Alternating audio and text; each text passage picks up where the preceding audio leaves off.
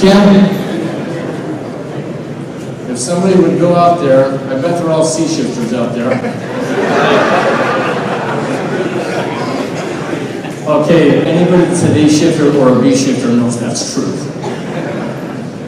So, who we have today for our keynote speaker is, he's a local resident here, lives in the Prescott Valley area, but he works for LA City Fire, Captain Barkley there, and many of you may have heard him in the BC Academy. He tells a little bit longer version, but today we'd like to welcome him as our keynote speaker to talk to you today. Welcome, Captain Barkley.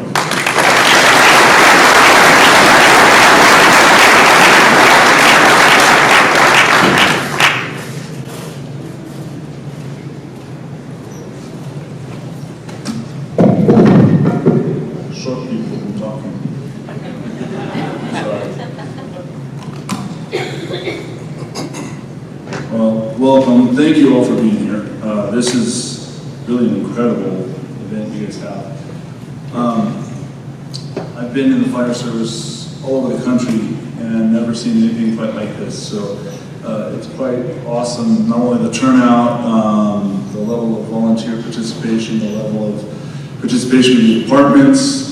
I'm sorry, I'm trying to yell. It's pretty incredible. So I applaud you all for participating in this.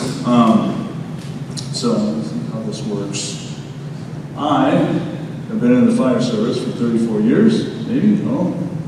Let's try that. So that is 1991 when I first joined the fire service with the United States Air Force. Served with them for 7 years active duty and then went on to the Department of Defense for 5 more. After that, I joined the Los Angeles Fire Department and worked my way up to captain. Currently, I am an engine captain, and as you can tell by the beard, I've been off for a little while. I am in the process of retiring after 34 years. My wife would say it's about time. So, in my career, I always viewed training as a critical element to maintaining proficiency, competency, and really striving for excellence. And so as part of that, from a very early point in my career, I took every opportunity I could to get additional training. That was everything from paying for additional firefighter survival training when I was in the Air Force, when we had no money, to becoming a member of the hazmat team when I worked at Edwards Air Force Base, becoming USAR certified and doing over 10 years with the City of LA on their USAR team. I also had the opportunity to be part of the Space Shuttle Rescue Team back when that was still a thing, and then been a paramedic for 16 years. So anytime I had an opportunity to get training, I always seized it because there's value in it. My department's training model, there we go. Train as if your life depends on it, because it does. And we take that very seriously. Stations big and small, slow and fast. We cover a very large area. We have 108 stations. And like Chief Wood said, I am not an Arizona firefighter, but I know quite a few of them, and you know, things scale, right? So I'm sure Phoenix is also a very busy department. Some of the other ones around here. I spent most of my career with the city in downtown LA. 11 years as a paramedic, another year as a captain. I used to work a ton of overtime at Fire Station 9. While I was never assigned there, Fire Station 9 is typically one of the top 3 busiest stations in the country. The last numbers I saw were for 2023, they ran just a hair under 30,000 runs in 1 year. It is not uncommon on a busy day for that one station to generate 100 calls for service, and their first in is less than a square mile. Shockingly, they service the Skid Row area of downtown LA, so while they say they have no residential occupancies, they do have a lot of what we like to call urban outdoorsmen. So, I bring all that up to say that at Fire Station 9 and at some of the other downtown stations, we take our training seriously. Our motto being train as if your life depends on it, we have to chisel out time for training. We will hang over after an EMS call and go over elevator operations, or if we're on a high-rise call, we'll go over water systems, or whatever opportunity we have to further our understanding of the tasks of our job, we take them on a daily basis. And then with nines, because of their call volume, there's a lot of days where they'll try to get taken out of the rotation so that they can go and train on stuff like pumping and stuff like that. That really makes it hard to do at the end of a call. So, like I said, my station had the same mentality, so we were constantly involved in training, but again, not in a capacity like this. I bring all this up to let you know that training and competent training is what actually has me standing here before you today. That and the grace of God. May 16th, 2020, I was working a trade on engine 209. As you know, not all trade days are equal. We were dispatched about 6:30 at night to a structure fire in one of the commercial districts. We arrived, we found light to moderate smoke. There was a forcible entry issue, there were some other issues. Eventually, I wound up taking the fire attack team interior. Our initial conditions, we had light to moderate smoke. It was cold. Wasn't really giving us any kind of concern. We wound up, the fire station has 2 fully staffed engines, so the other engine captain and I both kind of thought that it was just a bolt of cloth that was smoldering in the back based on temperatures, based on smoke conditions, based on all of that. As I started taking my crew in, I had me, my engine, a rescue, and I think a second rescue with me. We had several guys. We started making our way in. It's a very narrow access, probably about 1 foot wide. And so we're lined up going through. We start finding some things that aren't really making sense. They're not really aligning with what we thought when we made entry. One of those things is melted candle wax on the floor. Another one is we have thermal imaging cameras that take temperature readings of the ceiling, and we're getting readings of like 112, 115. So nothing that would be concerning on making entry. And then things started to shift. We started hearing popping noises. We started hearing some shouting on the roof, but it was hard to hear over the saws and the other noises. And finally I realized that we were missing something, and I called for an evacuation. So before we go much further, because I know this isn't just firefighters, it's a mixed room, we're going to talk about some very transparent things, some very frank things, and there's going to be some disturbing video. So if that's an issue for you, I apologize in advance. I'll give you a second, and you can make your way to the back. So, I called the evacuation. We turn, start heading towards the door. I told you the access was very narrow, so we weren't able to shuffle the order. I wasn't the last one in line. I had 2 guys behind me because there were 2 guys in front of me going in. And we went from having 3 to 5 foot visibility, cold smoke, and all of a sudden this happened.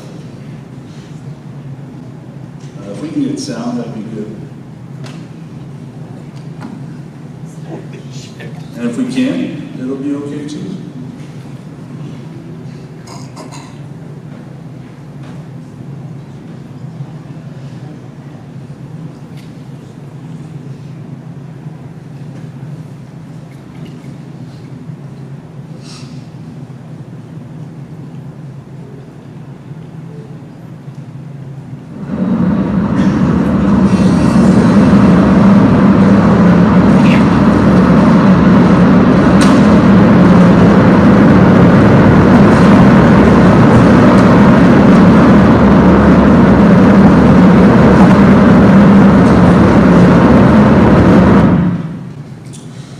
So that was filmed by a security guard across the street. He just happened to be lucky. There's also a drone up in the air. So apparently things in LA get filmed. Who knew? Like I said, we turned and started making our way from the door, towards the door, and we took a step or 2. Visibility went from 3 to 5 feet down to 0. In my training, when you can't see, you don't want to be walking, you want to be down on your hands and knees. So we dropped to our hands and knees, And I'll close my eyes so that I can focus on what my hands are doing. And all of a sudden things got really bright. And I opened my eyes and saw that we were fully engulfed in flames. I can hear my crew around me screaming. It's very painful. What we found out later, is this guy was illegally storing 2,500 gallons of propane and about 80 kilos of nitrous oxide. If you know your hazardous materials, oxidizers and hydrocarbons make rocket fuel. And so that's basically what had happened. There were a few other elements that went into that. That event lasted approximately 42 seconds. During that time, I got stuck on a big rolling ladder that was in the building. And fought with it for a while. Even as big as I am, it didn't move. That wasn't me. It didn't move. And at a certain point, I thought this was it, you know. I thought it was a flashover, and for those of us in the fire service, we know that if you're more than 6 feet from the point of entry, when a flashover occurs, your odds of survival go way down. I figured I was about 24 feet in, so you kind of figure this ain't happening. Fortunately, the light bulb went on. I was able to back up out of this ladder. And when I did, though, it wound up dislodging my mask. And so I wound up crawling through, holding my breath, because, again, for those who aren't in the fire service, if you take one breath of superheated gases, your lungs are one of the most delicate tissues in your body. And if you inhale superheated gases, you'll sear them, and that's it, you're gone. So I held my breath, and I crawled as far as I could. There's a lot more to the story, you know, those long conversations that happen in your mind in a very short period of time. But there's a lot more I want to cover besides just this incident. I was told towards the end, or afterwards, by a friend of mine. He was my engineer when I first promoted to captain. That was the door we had gone into.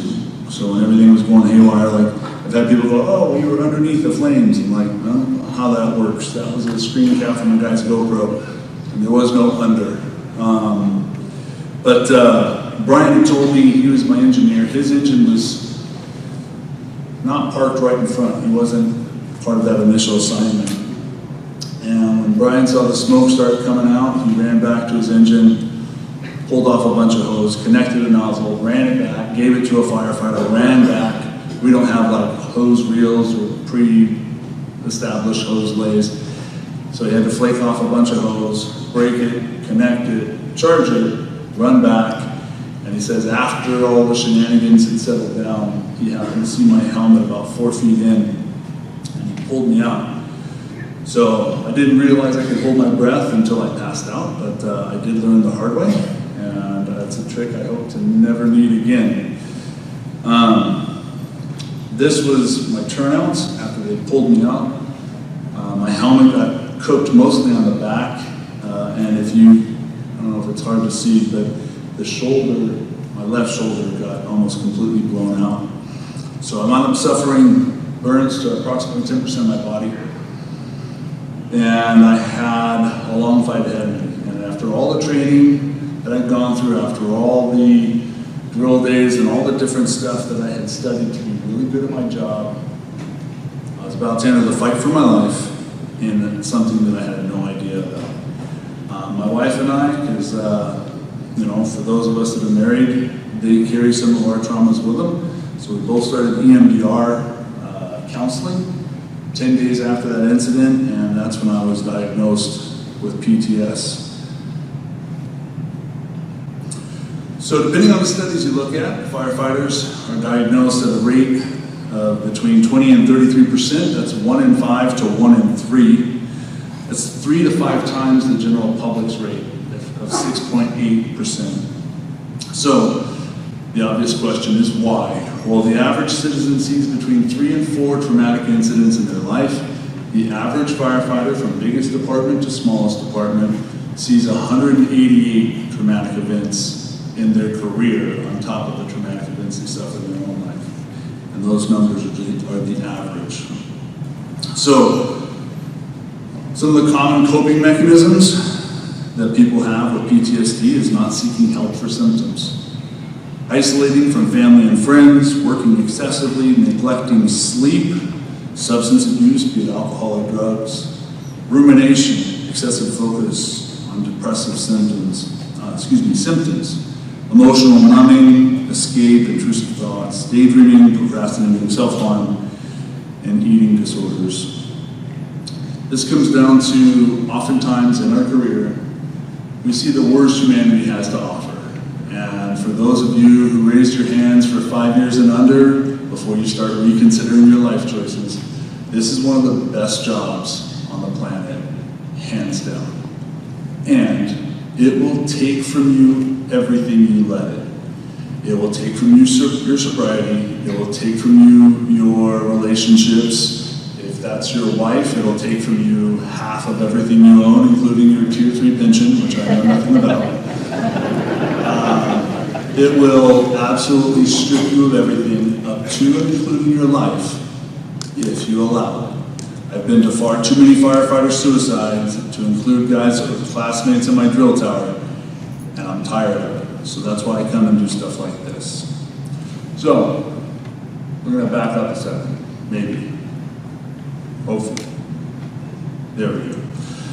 So the guy standing on the right that's like 5 feet behind everybody else, but my head is at the same level as theirs, that's me.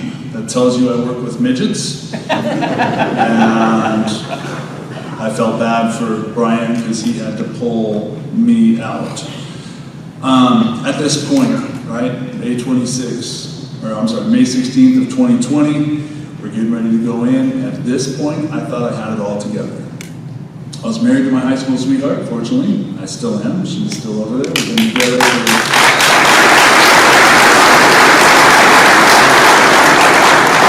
We've been married, next month will be 34 years. We've been together for 37, so I got married at 12. And that's what an arranged marriage will get you. We have 3 adult kids, we have 2 grandkids. We were active in our church, thought everything was going great. However, at this point, I had 17 years with downtown and 17 years with LA City and 12 years in downtown. That will take a toll on anybody. I had no idea that I already had PTSD. I was clueless, and we all have that list of incidents that we don't like to talk about or they bug us. I have them as well. Give you a couple for comparison, but one thing I want to make sure of is trauma isn't a competition. Your worst day will always be your worst day. And so this need that we often have to go, oh, that's nothing. Let me show you, that's not the key. The key is we need to be able to seek and find help when we need it. But saw stuff like 16-year-old girl who was on her way to, I think it was a homecoming dance. She's dressed very beautifully. In an SUV, an experienced driver, he gets cut off, swerves, loses control, hits the K-rail, rolls it. Everybody minor scrapes and bruises, except her. She didn't want to wrinkle her dress, so she didn't put on a seatbelt. She gets ejected out of the sunroof. As I'm bringing my gurney around the back of the SUV, I stop abruptly because her entire intact brain is sitting on the asphalt. I see her boyfriend as I come around the corner holding her lifeless body, and from here down, she looks picture ready, and from here up is just missing. And another one, you don't hear about a lot of shootings in downtown LA because bullets cost money and knives are free. But we had a 5-year-old who was shot in the chest, and we worked him to the hospital. They worked him for another 45 minutes, and I'm standing next to his mom, and they tell her that her little boy's not coming home. So these are the kind of things that we all have, and they weigh on us. My wife and I were laying in bed last October, and I don't even probably have to ask, but I don't think anybody in this room watches the stupid 911 shows. At least if you do, I hope you get over that soon. But an ad came on for it, and the scenario within the ad reminded me of an incident that I'd been on where a little 7-year-old boy was fell asleep on the couch, Christmas Eve, he wanted to see Santa. Some lady driving home drunk does an illegal U-turn, somebody else that was drunk hits her, pushes her into the house, car lands on top of the sofa. It took us over an hour to get him out, and by then there was no hope. And I burst into tears and couldn't control it. So, for you young guys that have seen horrible things, A, I feel sorry for you. B, know that it will come back at the least opportune time. So, one way or another, you'll get help for it, but you've got options. You can wait. It doesn't help. So, at this point, we all have our little buckets of trauma, and I thought I was doing good, but what I didn't realize is I was angry all the time. When my kids would do something small, something minor, I would absolutely explode on them and scream at them. I wasn't physically abusive, I didn't punch them, but there were times where I did come close. There was one incident, we've got the 3 boys, there's a 3-year gap between the oldest and the middle, and a year and 19 months between the middle and the youngest. And for whatever reason, the oldest liked to pick on the middle one, on the youngest, and the youngest liked to whine about it. I don't do well with whining, be it from children or adults. So it came to a point where I told my oldest, you pick on him one more time and he and I were going to, we were going to have a problem. I'm sitting at the dining room table, the stairs are directly to my right. I hear a tumbling sound, I look up, the youngest is on the landing crying, and the oldest is standing over him. I rise from my chair, I think I levitated up the stairs, I grab him by the arms, and I pin him against the wall. His feet are dangling. He was probably 13 or 14 at the time. And the size of his eyes, he thought I was going to absolutely murder him. The worst part about the story is that I've come to find out the oldest just happened to be traversing the stairs when the youngest happened to trip and fall. The two were unrelated, and you cannot undo that trauma from your kids. So, I'm dealing with a lot of anger issues because I'm not coping well, and as a young boy, 4 years old, I was exposed to pornography for the first time, again, very frank, and so that became my coping mechanism of choice. Some people choose alcohol, some people choose pills, some people choose illicit affairs or sleeping around. Mine was the internet.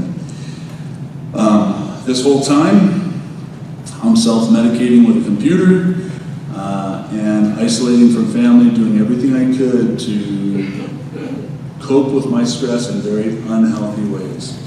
I isolated from people as a whole. When we moved to Arizona, this was almost 8 years ago, we bought a nice little piece of property, 4 acres. I fenced off almost the whole thing because my favorite saying at the time was, I hate people. And I genuinely meant it, and I want to be able to tell people to get off my lawn and have markers to delineate where that was. I was working 4 to 5 24-hour shifts every week, not helping myself, so that was leading to neglecting sleep because we would average, when I was on shift, we'd average about 3 hours of broken sleep at night. So I was doing everything, I was the textbook picture of what you could be doing wrong. And yet, I thought I had it all together. I was justifying my bad behavior, blaming everyone else for what I was doing, and it wasn't until after this incident that I actually started getting help. Now this incident provided an interesting case study because there were 11 of us that went to the burn center. Of the 11, 4 of us returned to full duty, and to my knowledge, only 2 of us had any kind of faith background. Now like I said, or maybe I didn't, but I was a Christian, professed to be a Christian before that. The problem was I was viewing it more like a checklist of things to do. So I really didn't have a relationship like the Bible calls for. It wasn't until laying in the hospital bed after this incident that I realized that I was trying to walk this line between being cool enough to be accepted by the guys at work and do all the stupid things that they do, and yet be holy enough to be accepted by my friends at church and do all those things. I was doing it all under my own power, and I was failing at both. A couple years later, I found an organization called Mighty Oaks. Mighty Oaks is a peer-to-peer biblical counseling system that's 1 week long, it's 100% free, You tell them the airport you want to fly out of, they pay for your airfare, your lodging, your food, everything. With the EMDR counseling, my wife and I both noticed that it kind of got us back to 70, 80%. I'm not trying to poo-poo EMDR counseling, but I have other guys who went through it, and one guy in particular used to have this really great infectious smile. And when you would talk to him, you could light up a room. He was an awesome dude. And in over 5 years, I have not seen that smile. And he's been through a ton of EMDR. I know guys who have burned through relationships from this incident. I know guys who are still struggling, and there's quite a few guys who will never make it back to full duty because they just can't get past it, and they're trying to do it in their own power. So I wound up going to this program September of 2022. This program started by a guy named Chad Robichaud. He was a Force Recon Marine, did 8 solo combat deployments to Afghanistan. If you're not familiar with the special operations, if they send you out on your own, it's because you're a really gnarly dude. And he was. He came back after having a full breakdown, got into MMA, and basically started burning through his family. And it wasn't until his wife basically called him a quitter. She said, you fought for all these things, for your career, for all these other people, you won't fight for your family. That he started getting help. And he came up with this program. And that QR code, for you, just so you know, is active. So if you choose to scan it, I highly recommend it. The benefit of this program, it's a week long, it's free, and if you go there, I've been able to find hope that tomorrow can be better than today. I've been able to find peace and joy and fulfillment in a way that I never knew before. And for a lot of you that resonates, the slide I showed you with the stats that said that most firefighters or first responders are diagnosed between the ages of 45 and 59. That's because it takes you a few years to actually start recognizing that there's a problem and having it build up enough. Those with a few years on the job, you'll get there, I hope. But I'd rather you be proactive and start getting help before your life is a train wreck and you're paying half to somebody else who you don't like anymore, and your kids won't talk to you, and all of those things. For me, if you're like me, every time I was making the choices in my life, I was making a mess of things. When I thought that I was the one in charge, it was terrible. I was the one who, the only reason my wife and I are still married is because of her patience and grace with me, because I was not always a good guy.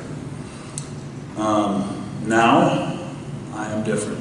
I come and talk to people like you. I've actually become what's called a team leader at Mighty Oaks, which means several times a year I go and try to help other firefighters and first responders and veterans find peace in their life. I no longer hate people, and I don't know which self-help book would teach you that, but I haven't read it. It's no longer about me and my decision making. It's about me building a relationship through the Bible with the creator of the universe. And I know people get upset when you say, oh, that's preachy and all that stuff. I can tell you that you can ignore my advice and you can make your own choices. But I found truth, and I found it in a way that it's not about me. It's not about a list of things I have to do. It's not about checking boxes. It's about just building a relationship, opening up a Bible and reading, spending some time in prayer. It's pretty simple. And it absolutely can change your life in a way that can lead to generational change. I told you we have 3 grown kids. There have been some issues because of the anger I had that have arisen because of how I was. And we're in the process of healing that. And I look forward to my son, my oldest, who is a combat veteran in Afghanistan, not having to go through all the anger and all the bitterness that I did for all those years and vomit that out on his kids, because now he has 2 kids. And so the legacy I leave, I don't want it to be one of anger and one of rage. I want it to be one of peace and one of grace and one of mercy. So think I might have been a hint short, but so is everybody else. I'm very serious about all of this. That is my personal email address, because once I retire and I can keep the beard for real, they will shut off my business email address like that day. So feel free if you have questions, if you have comments, if you are concerned about something, if you are struggling. Talk, for all of you here, talk to your spouses, because there's PTSD self-assessments out there you can take, and most of us are just blissfully ignorant about where we're at with mental health. If you're having a hard time sleeping, if you're having nightmares, there's all kinds of things. You can go and you can look and you can find those self-assessments. But remember, this job will take everything you let it, and you have a choice. Thank you.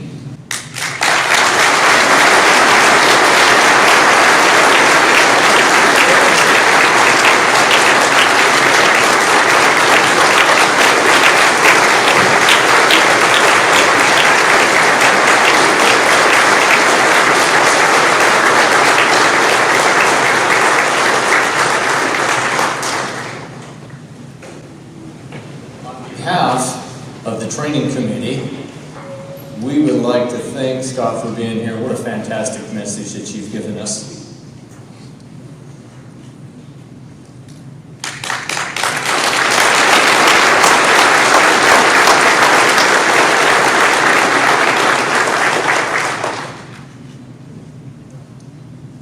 He is kind of a big guy, just so you know. All right, thank you very much. So with that, we're going to move on now, and we're going to go to the awards for that we do annually.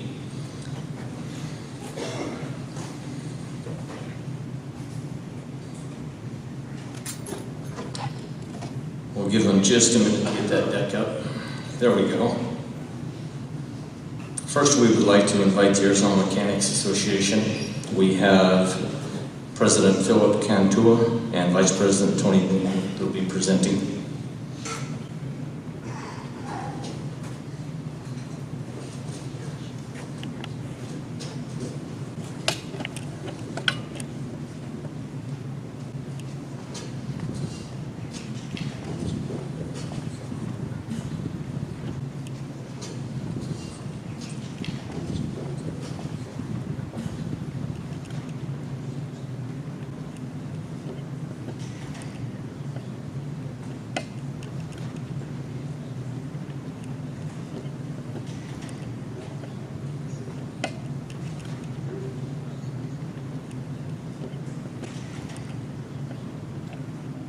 The Arizona Fire Service Mechanics Association is proud to recognize the 2024 Fire Mechanic of the Year, Isaac Ramos.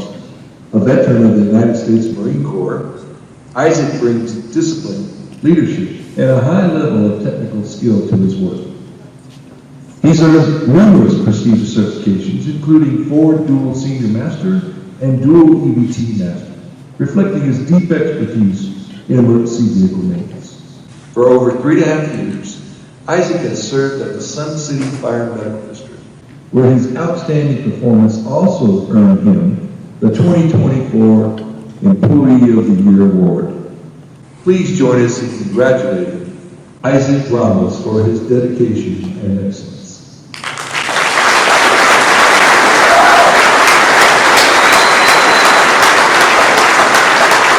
This year, the Arizona Fire Service Mechanics Association is honored to present the 2025 EBT of the Year Award to Garrett Griffith. Garrett was born and raised in the city of Buckeye, and in 2004, he began his career there as a fleet technician. After 2 decades of dedicated service to the city he grew up in, he was promoted to superintendent of the heavy-duty shop in 2024. When he isn't at work, he can be found working on his own fleet at home or enjoying the outdoors with his family and friends. We are proud to recognize Garrett Griffith for his commitment to the City of Buckeye's fire service.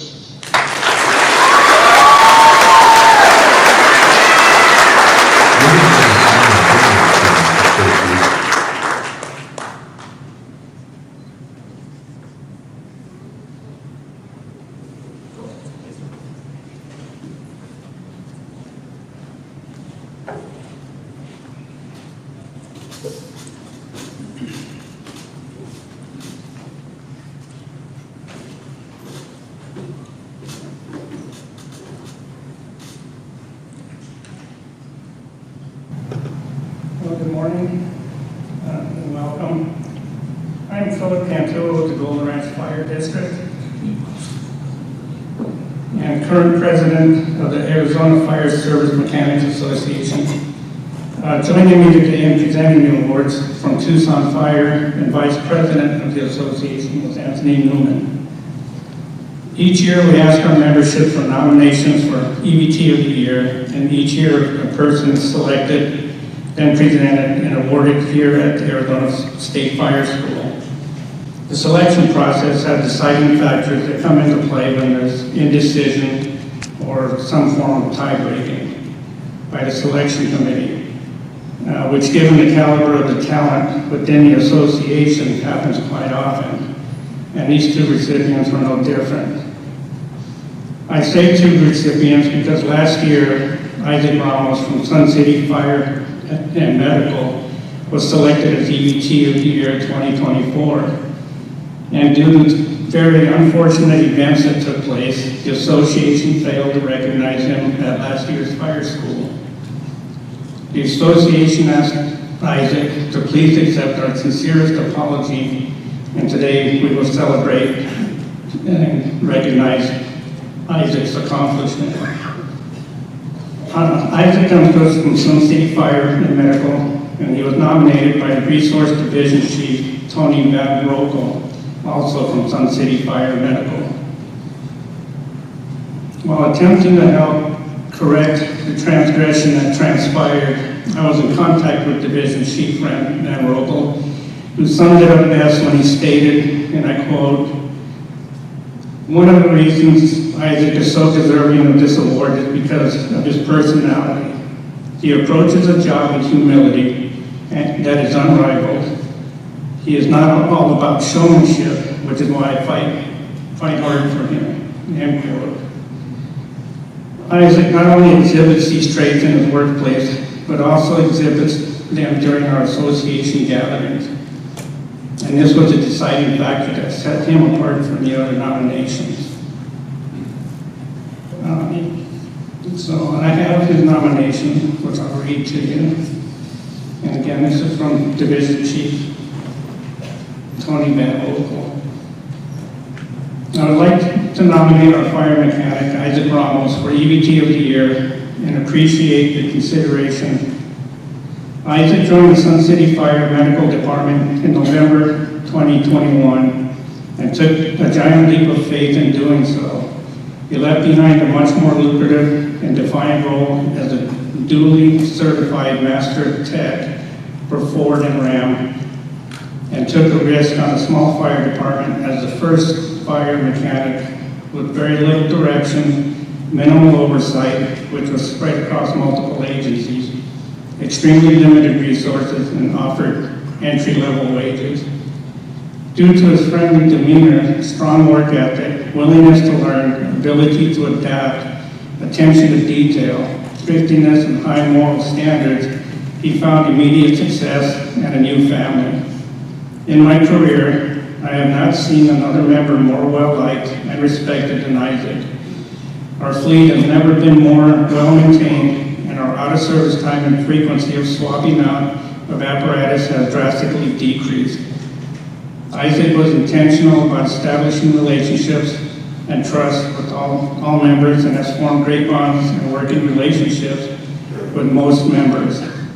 He is trusted and respected, not only because of his personality, skills, and willingness to teach, but also because of his ability to listen and learn.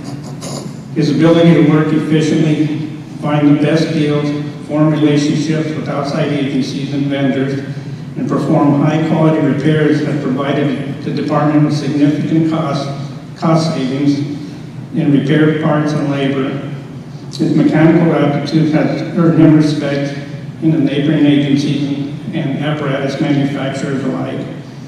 He has played a significant role in improving our truck design process, manufacturer quality control, and troublesome repairs with multiple units. Recently, after troubleshooting a series of odd issues, I told Isaac that I was amazed at his ability to figure things out. He made a statement that struck me and embodies who he truly is. He said, "I know that I may not be and it's a quote, "I know that I may not be the most skilled or most intelligent mechanic, but I know that there's nobody more willing than me to figure things out. There must be a reason and a way to repair everything," end quote. In his first 2 years, Isaac has renewed, completed, and/or achieved the status of EVT Fire Master, ASC Medium Heavy Duty Truck Master, and ASC Automotive Technician. He is 2 tests short of EVT Ambulance Master, 3 tests short of ARF Master, and 1 test from Law Enforcement Vehicle Tech and ASC Automobile Tech, which he anticipates completing this year. In the fire service, we commonly state that no position or individual is irreplaceable. Our membership has appropriately corrected the statement to include, with the exception of Isaac. For these reasons, I humbly request your strongest consideration. Sincerely, Resource Division Chief Tony Van Rokel.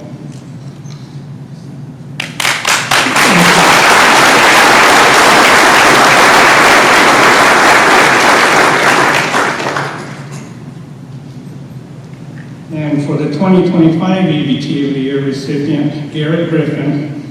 Garrett Griffin comes to us from the city of Buckeye.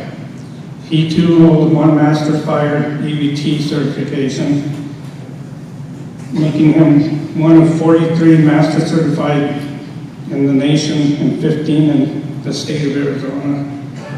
Achieving this level of certification shows his commitment to the fire service and willingness to put in the work required to obtain these certifications, which is no easy task. His nomination was submitted by Melissa Schrum, Fleet Analyst, City of Buckeye. And his nomination reads, when the position of heavy-duty shop superintendent for the City of Buckeye was posted, there was no better candidate for the job than Garrett Griffin. January 2025 marked Garrett's 21st year with the City of Buckeye Fleet. He leads by showing he is not afraid to get his hands dirty and can be found working on fire apparatus along with his fellow EVTs. Garrett's dedication to the field is obvious by his many ASC certifications and being a level 3 master technician. He has vast knowledge of the city's heavy equipment and is not stopped by challenges. He deals with the fire department staff with ease and always has their best interest in mind when he assesses each situation. When the opportunity to add a draft commander to the fleet arose, he advocated not only for the purchase, but also for fire personnel to be trained as well as fleet EVTs. Excuse me.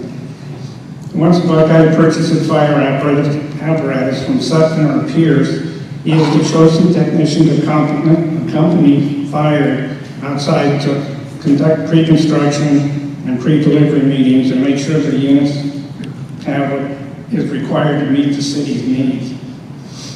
It takes a dependable person to be a supervisor.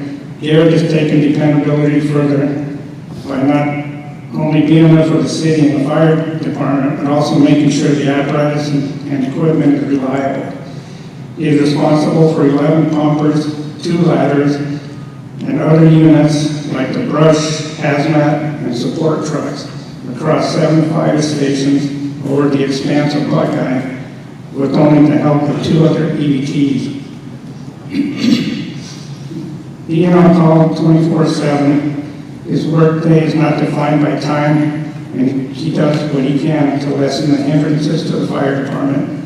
His phone is open communication between himself and the city, and his willingness to help what makes him the go-to person above others. Even with the lack of space and not enough people, he makes sure the work gets done. He ensures fire units are available as much as possible.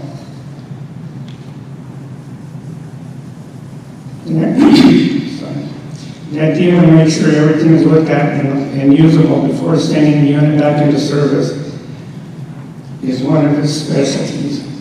With so many years of experience, his attention to detail and skill to hear and see things that many can means he catches more than most. Sorry. He is trusted to complete the work to the fullest, so comebacks do not happen. Dedicated, dependable, and supportive, key words for fleet departments want to see in their technicians, and they all describe Eric Griffin. This is why, on behalf of City of Buckeye Fleet Maintenance Department, I would like to nominate Eric Griffin for EBT of the Year Award 2025. Thank you, Melissa Schrum, City of Buckeye Fleet Maintenance.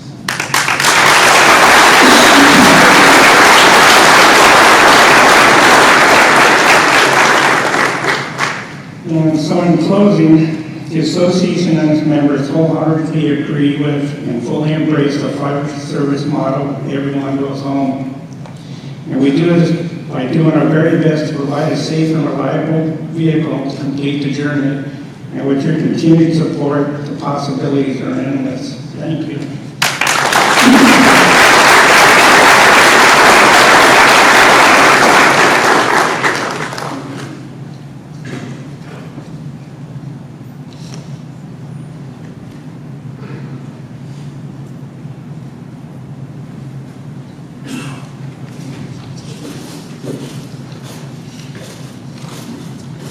Next, we would invite the Arizona burn educators. We have President Lori Stoffer presenting.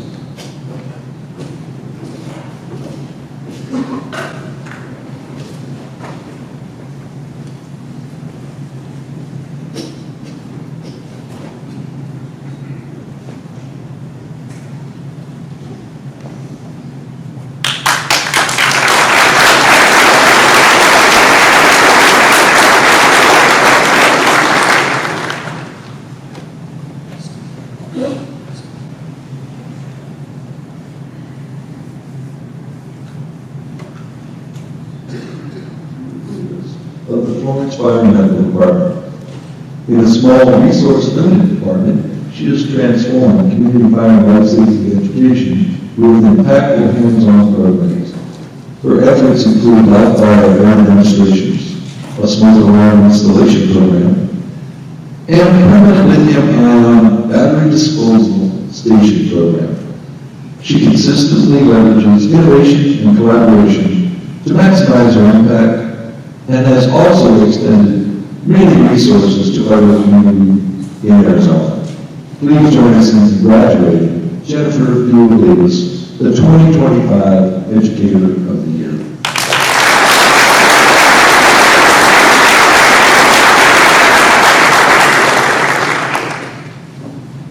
Good morning. My name is Lori Stoffer. I work for Scottsdale Fire Department, but I am the current president of the Arizona Fire and Burn Educators Association. For almost 40 years, AFBI has remained at the leading edge of innovative and transitional training, making community risk reduction educator a true professional.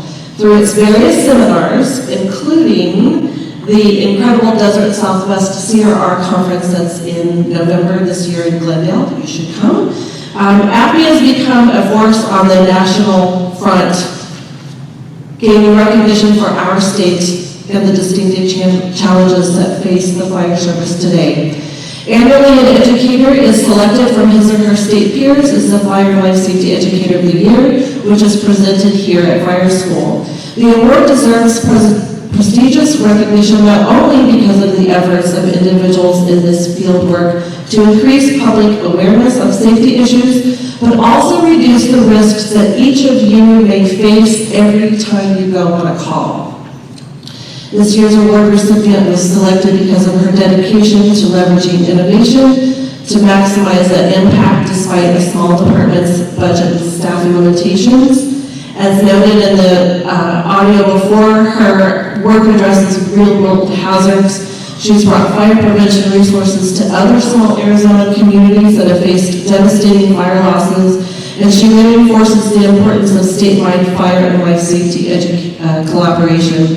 Her dedication, leadership, and ability to create meaningful programs has made her that standout candidate for Educator of the Year. Please join me again in congratulating this year's Fire Life Safety Educator of the Year, Jennifer.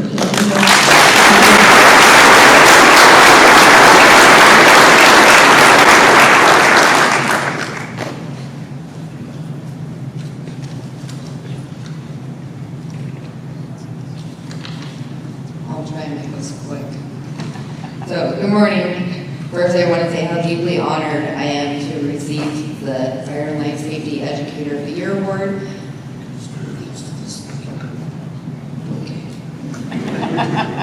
To be recognized in this way is incredibly humbling, and I'm beyond grateful. Fire prevention has always been the heart of why I do the work I do. Over the years, we've seen the evolution of fire prevention into what we now call community risk reduction, or CRR.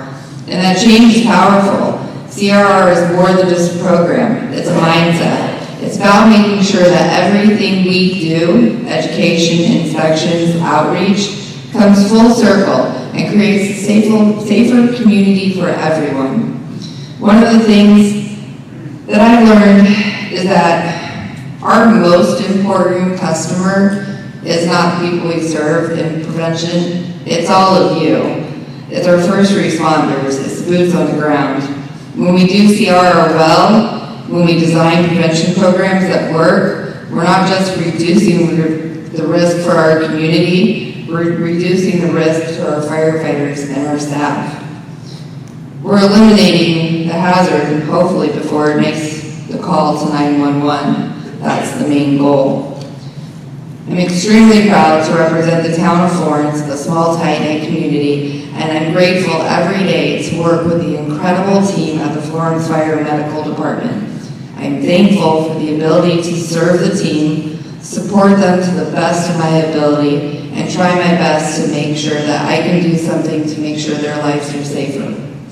I'm also extremely grateful for lifelong partners that I've been able to make with the National Fire Sprinkler Association, the Arizona Fire Alarm Association, and the Automatic Fire Alarm Association, who continue to help fire departments across the state and the nation spread the word about fire protection and life safety. Partnerships like these remind us that prevention is a team effort.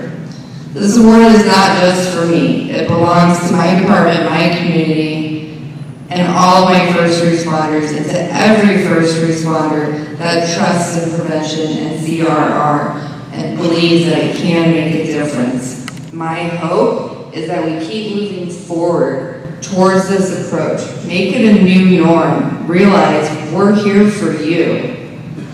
We're not here just to check a box. The standard should be always to protect your lives. Thank you for this incredible honor.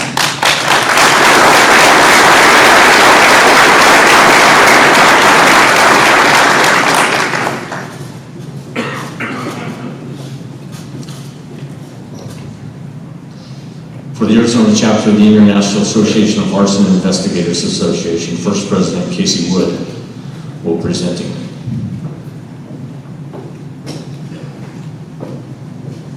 Arizona chapter of the International Association of Arson Investigators is Arizona's oldest, most respected association for professionals who investigate fires and arsons. Each year, the Arizona chapter recognizes an outstanding member of the year.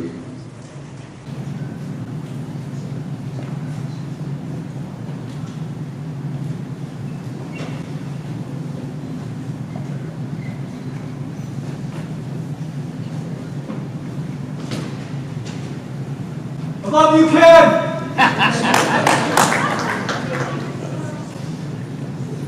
The Arizona chapter of the International Association of Arson Investigators is proud to present the Fire Investigator of the Year Award. This year's recipient is Investigator Ken Zuri from the Gilbert Fire and Rescue Department. On July 3rd, 2024, Investigator Zuri responded to a structure fire that was the result of two juveniles using illegal fireworks. His investigation and expert testimony were crucial in a case that led to the court finding both juveniles responsible for the arson. Investigator Ceremonies' consistent and accurate testimony was instrumental in securing the outcome. Please join us in congratulating Investigator Ken Ceremonies, the 2025 Fire Investigator of the Year.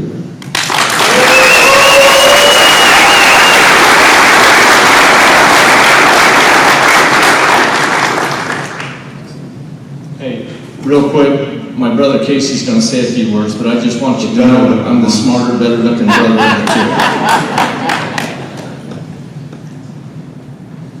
He got the annoying trait. I'm Casey, first vice president. He's shorter than me too. Of Arizona National Association of Arson Investigators. And the job we do is dirty, nasty, and we get called at all hours, it doesn't matter. And Ken, with Gilbert, is obviously a coworker of mine somewhat, but being a neighboring community, and he's first class. He always does it right every time. He's very thorough, he's very approachable, he's ice cold, and that's why he does so well in his interviews and obtains information. And I'm just proud of him and the great job that he does.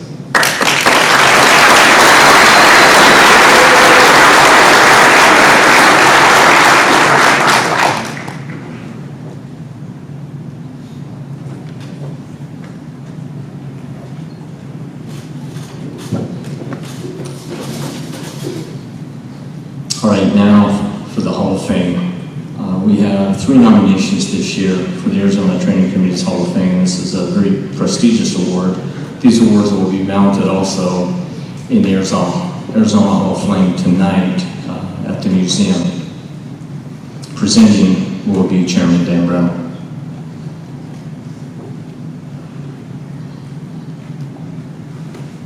The highest honor from the Arizona State Fire Training Committee is induction into the Arizona Fire Service Hall of Fame. Established in 1998, the Hall of Fame recognizes individuals who have made significant, positive contributions that bring credit to the fire service. Nominees are evaluated based on their years of service, committee contributions, state or national impact, educational impact, contributions to the community, legislative impact, or other areas that clearly demonstrate the individual's significant contribution to Arizona's fire service. This year's inductees plaques will join previous nominees on display at the Hall of Fame Fire Museum of Firefighting in Phoenix.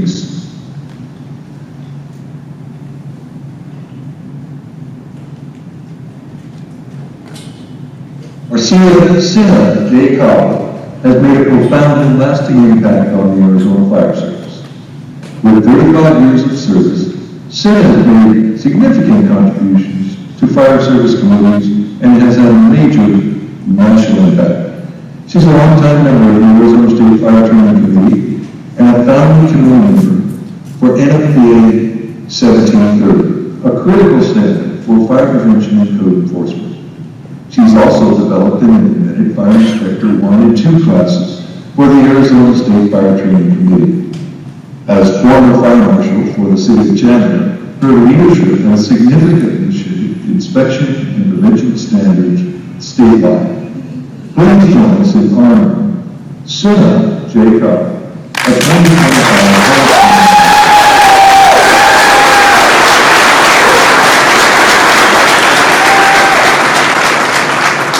Clay told me to stand close to the mic because you probably couldn't hear me.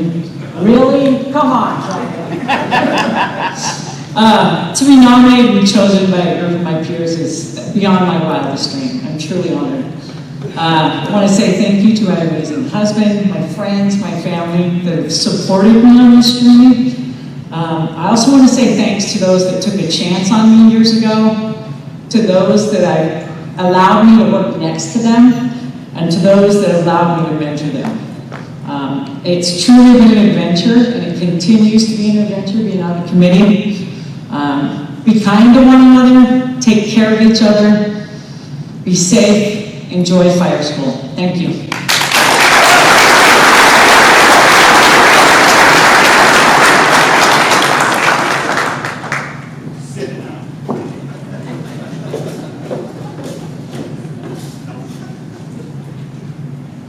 With 47 years of service, Chief Bobby Reese, retired from the Peoria Crime and Rec Department, has dedicated his life to the betterment of the Arizona Fire Service and the communities. His nomination highlights his extensive service on committees and his significant state and national impact. We are proud to recognize Chief Reese for his contributions and unwavering commitment to the safety of firefighters. Please join us in honoring Chief Bobby Reese, a 2025 Hall of Fame inductee.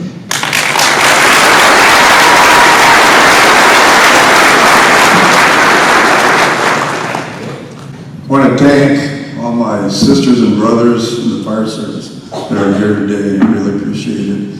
Appreciate this award. I want to give homage to some of the people from past that built me throughout my career. And you may recognize some of these, especially the two of you over here that are over 70 years old, including myself. But Alan Brunasini, Chief Brunasini, the godfather of the fire service, was very instrumental in bringing me up and believing in me. Chuck Hine, Dr. Chuck Hine, believed in me and pushed me for my higher education. Got Pat Quintelli, who was former president of 493, taught me to challenge everything and settle less for nothing. And got Cliff Jones, former chief of Tempe, that is just amazing individual. And want to thank Mary Camelli, because I've always followed her footsteps, even though she was a lot younger than I am. But there isn't a nicer person, and all these people were servant leaders, there was no doubt. Want to thank Joe Manning, because he stretched me, pushed me to my next level of leadership in Peoria. And I'm very thankful for his friendship. He was cut out of the same cloth as Pat Quintelli. It was always about our firefighters, always. And so that was instilled to me very early on, about second and third chances, and that our employees, our firefighters, are our biggest value. And that wasn't just a slogan with these individuals, this was a commitment. So I thank you very much for the award. Thank you.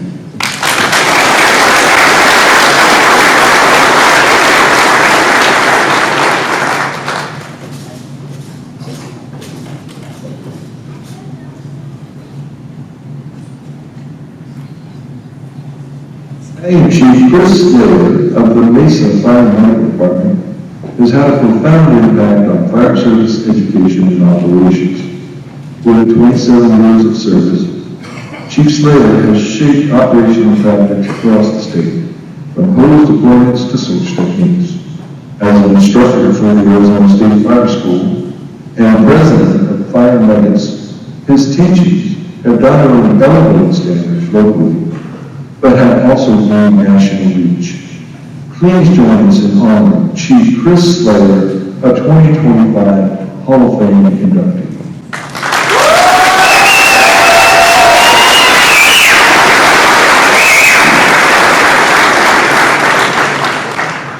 Not unlike the guys before me, I had to write this down so I don't say anything that stupid.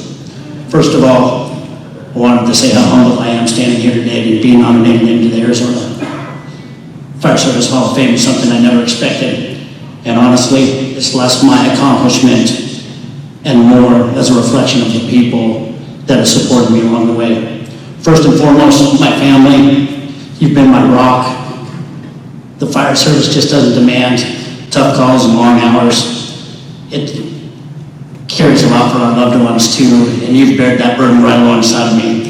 Through the missed dinners, the time away from conferences, and the times I wasn't there when you needed me. I could have never done this without you. Your love, your patience and your belief in me. To my brothers and sisters in the fire service, you've been my mentors, my teammates, and my lifelong friends. You've taught me, you've challenged me, and reminded me every day why this calling matters. Whatever I've achieved, it's because I've been surrounded by the best of the best. This honor might have my name on it, but it belongs to all of you, my family, my peers, and my fire service family that I've been so lucky to be a part of. One final thought. Aggressive firefighting is not the problem, it is the solution. If your training and equipment can put you between Mrs. Smith and her emergency, we should be there. Let no man's ghost return to say their training let them down. From the bottom of my heart, thank you.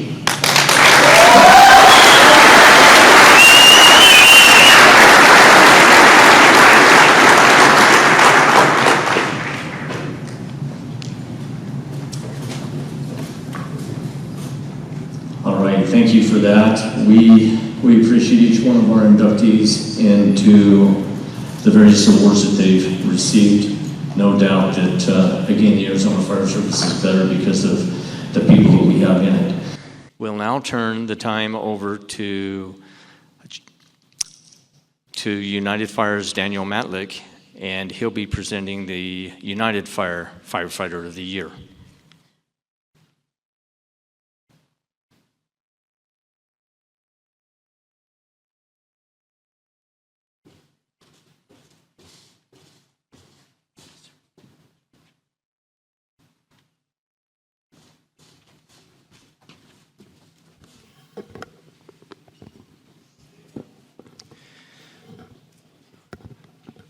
The only constant is change. And friends, we are living in an era of unprecedented change. The world around us shifts faster than ever before. In the climate, in technology, in the communities we are sworn to protect. Wildfires now burn hotter and longer, fueled by drought and driven by unpredictable winds. Floodwaters rise in places that never used to flood. And a single call can go from structure fire to hazmat to medical emergency, all in the span of 10 minutes. But change doesn't scare firefighters, because change is part of the job. You adapt, you adjust, you overcome. Whether you're a rookie pulling your first 24, a crew boss leading a team to blacked out terrain, or a paramedic on mile 78 of your shift, you know how to keep moving forward when everything around you is falling apart. And how do you do it? Training. Hard-earned, repeated, real. Training that builds muscle memory from chaos. Training that turns fear into focus. Training that keeps you alive and keeps others breathing. You train through heat, exhaustion, and uncertainty. You train until the moves are automatic and the instinct is sharp. You train not just for what's likely, but for what's unthinkable. Because out there, on the line, in the rig, at 3 a.m., there's no time to think. There's only time to act. And the actions that saves lives don't come from luck. They come from what you've built, from experience, from grit. You're not just responders, you're problem solvers. You're disciplined. You're the survivors that you train to be. This morning, we honor the work, the sweat, the sacrifice, and the purpose. We save lives, defend property, and protect our communities in spite of chaos, because we are prepared to protect and trained to survive. In every corner of this state, from tribal nations to city departments to rural volunteer crews, firefighters face the same truth. It's not if the call comes, it's when. And when it does, you don't rise to the moment, you fall back on your training. Since 1994, the United Firefighter of the Year Award has honored that very spirit. Not just actions of heroism, but the discipline and devotion behind them. The days of educating the public, the hours of the drill ground, the early mornings, late nights, and missed holidays, the moments no one else sees.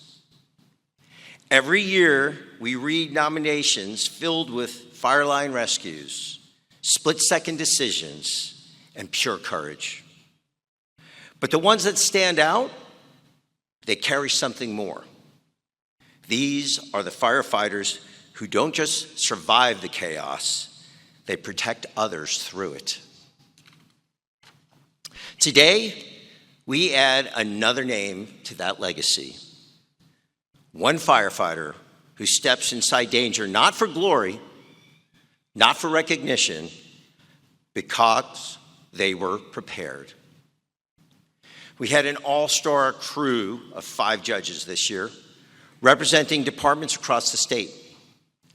They reviewed each nomination without knowing the name, department, or anything else that might give it away.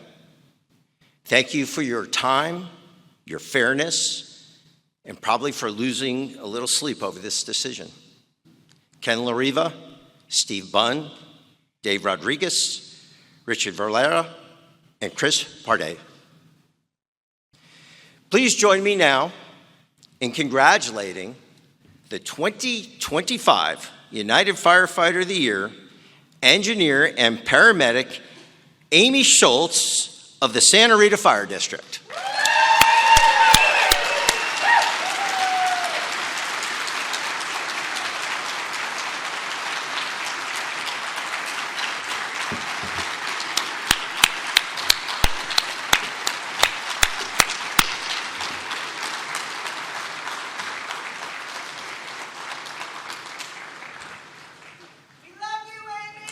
Love you, Mom.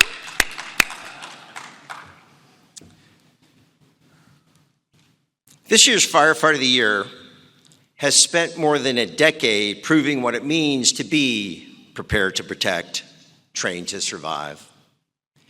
Amy's journey began at just 14 years old, having had a chance encounter with firefighters from Rincon Valley Fire. That moment planted a potent seed, even though she later struggled in her first EMT class at age 18 and briefly stepped away from the profession. But perseverance is in Amy's nature. 14 years after that chance encounter, she returned, completing EMT school, fire academy, and volunteering with Chubak Fire and Aver Valley Fire before earning her first paid position with Chubak. In 2013, she joined the Green Valley Fire District, now known as the Santa Rita Fire District, which expanded last year to ensure the town of Sahuarita and surrounding areas were protected. The name change reflects their vision not to be limited to one community, but to remain ready to serve wherever the need may arise. In her 12 years at the department, Schultz has become a standout. She earned her paramedic certification in 2018, was promoted to engineer in 2020, and has never stopped finding ways to serve. For the past 4 years, she has led Camp Nitro, giving teens not only firefighting skills, but also leadership and confidence. Participants gain experience with CPR, first aid, extrication, swiftwater procedures, and more. The results speak for themselves. Several campers are now working as firefighters and emergency staff, a legacy Amy is actively shaping. Her commitment stretches even further. For 11 years, she has volunteered with Helmet Peak Volunteer Fire Department, where her now father-in-law, Chief Kenneth Schultz, leads the department after a career with Green Valley Fire. She also serves as a volunteer instructor for fire academies, molding new recruits from their first day in gear. And through the Green Valley Firefighter Charity, Amy has coordinated toy drives, back-to-school campaigns, Stuff the Truck, and Adopt a Family programs, helping families year-round with compassion and dignity. Amy is also a leader in her union brotherhood and sisterhood. For years, she has been deeply involved with the South Pima Firefighters Local 4125, serving as a trustee and now vice president. And through the Greater Tucson Fire Foundation, she helps support wellness initiatives, fundraising, and public education, always centering the health and resilience of firefighters. Her story is also a story of family and community. She met her husband, Michael Schultz of Jekyll Heights Fire, at his father's retirement from Green Valley in 2014. They married in 2017, and together, their family represents 3 different fire departments woven into the fabric of the Southern Arizona Fire Service. It is this combination of skill, perseverance, leadership, and service that made Amy Schultz stand out to the judges this year. She embodies not just readiness in the face of emergencies, but the vision, dedication, and heart to build the next generation of protectors.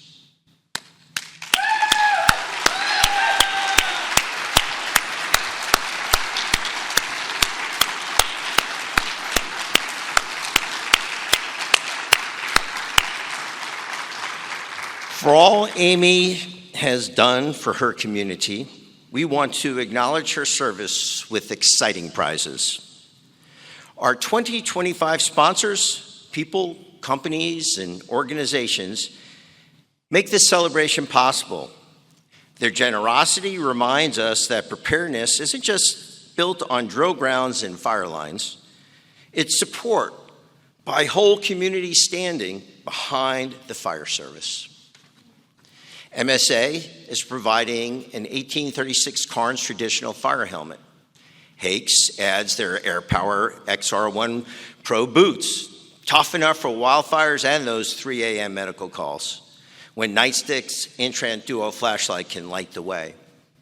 Ansel steps up with a cartridge-operated high-performance extinguisher, an essential fire tool Amy can keep close even off duty. And First Tactical tops it off with their 3-day-plus backpack to store all her gear. Lion's generosity has outfitted our award winner each year with some of the most essential gear a firefighter depends on: turnouts, hoods, and gloves. They put life-saving equipment directly into the hands of those trained every day to be ready for action. And for Amy, that means Red Zone, PBI Max, cancer suppression turnouts in a style specifically designed for women. Our sponsors also remind us that resilience comes from moments of rest and camaraderie.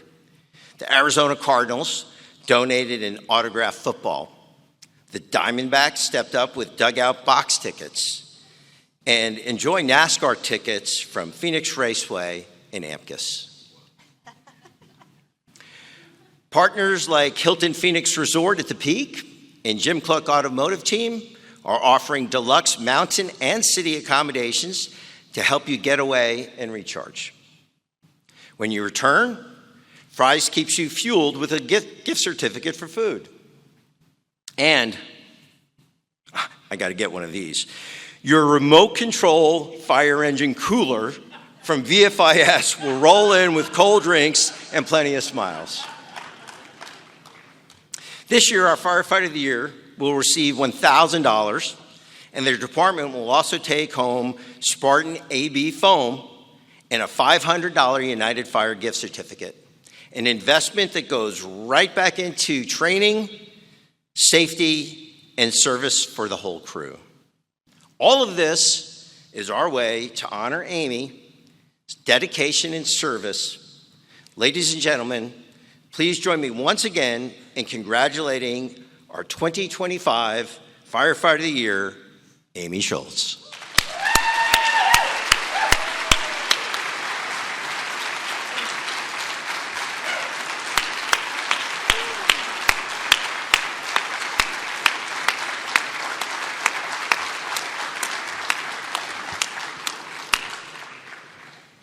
My heart is pounding so hard. Little nervous. Don't worry, my speech is only 3 minutes. I timed it about 18 times. True story. First, I want to say how incredibly honored and humbled I am to receive this award. Being named Firefighter of the Year is something I never expected. Being named Firefighter of the Year and being recognized among such a dedicated, courageous, and skilled group of people means more than I can put into words. I'd like to express my sincere gratitude to Daniel and the United Fire family, the sponsors, the judges, and Arizona State Fire School for making this award possible. But this recognition isn't just mine. It belongs to my fire district, my crew, our volunteers, and Local 4125. Without them, none of these accomplishments would be possible. They've supported me, they've trained me, they've challenged me, they've stood by my side, constantly reminding me what this job is all about. To my family, thank you for your patience, your strength, and your love. A special shout out to my husband, Michael, who not only supports everything that I do, but he is actively right by my side with all of my efforts. Lastly, we all know that being a firefighter means more than just running calls. It's about being a role model. It's about setting an example. Every day, in and out of the station, we are being watched. Our actions, our words, and even our silence have an impact on the people around us. We might not always realize it, but we are role models. We are inspiring others, and in many cases, guiding future generations down a path they may not have thought was possible. We aren't just showing our skills, our strength, or our ability to do our job. It's also about the way we carry ourselves in the moment. The way we lead with courage, compassion, and professionalism. The way we handle the stress of the job, the way we interact with the people we help, the way we work with our team. These are all lessons that people notice, and sometimes the ones that leave the deepest impact. Whether we are in uniform or in our civilian clothes, our behavior, our attitude, and the way we treat others are all part of the example that we set.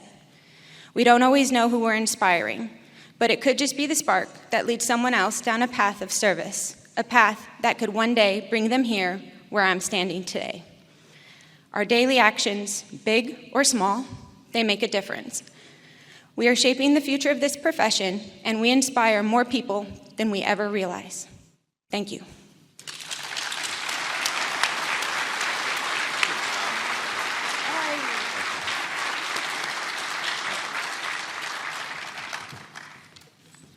In closing, this morning, we honored one firefighter, but in truth, we celebrated all of you. You trained for moments no one else is prepared to face. You carry weight and responsibility that most people will never understand. And you do it with humility, discipline, and relentless heart. So as fire school continues, we keep training, keep pushing each other, keep preparing. Thank you for being the protectors, the survivors, and the standard we survive for. And always remember, life safety is serious work.